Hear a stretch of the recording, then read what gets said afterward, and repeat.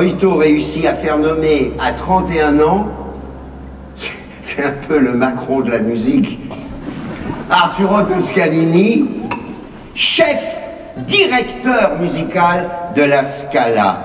C'est évidemment la consécration, mais le début du combat, car personne n'imagine le vrai caractère révolutionnaire de Toscanini. On ne peut pas incarner Toscanini, c'est comme si sur scène tu incarnais Moïse ou le Christ ou le prophète, c'est pas possible, ça serait même indécent. Mais par contre, réincarner son histoire et refaire passer le public dans ce que lui, il a vécu, ces moments de mort, ces moments de détresse et en même temps cette foi dans cette religion qu'est la musique. Alors ça, si tu veux, c'est le chemin qu'on a choisi de faire. Et c'est vrai que, par exemple, quand Giovanni interprète les plus beaux morceaux que Toscanini lui-même a illuminés en dirigeant son orchestre, tu as l'impression qu'il joue avec Toscanini. Qu'en fait, il est dirigé par le fantôme de Toscanini. Alors c'est très impressionnant.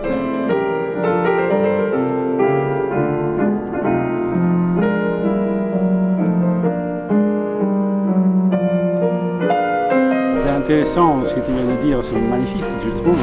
Surtout le message que tu as donné par rapport, je dois dire, à la force spirituelle, non? L'idéalisme qui réside en Toscanie. Normalement, on a un peu une image de l'Italie un peu hédoniste, plutôt un peu, je dirais, esthétique, etc.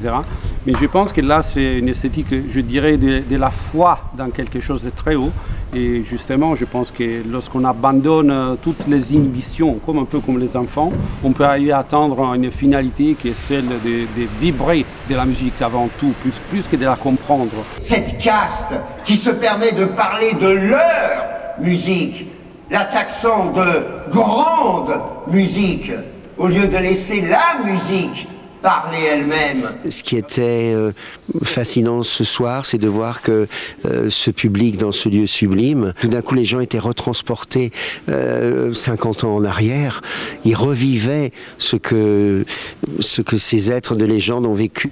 C'est un passage obligé parce que il est habité ce lieu et les 2-3 endroits phares sont vraiment pour nous à chaque fois qu'on y est des moments d'émotion qu'on peut pas vraiment vivre ailleurs. Les gens qui étaient là ce soir et les gens qui jouent pour eux, c'est quelque chose de presque naturel. Ça nous manquerait beaucoup de ne pas venir à Carcassonne.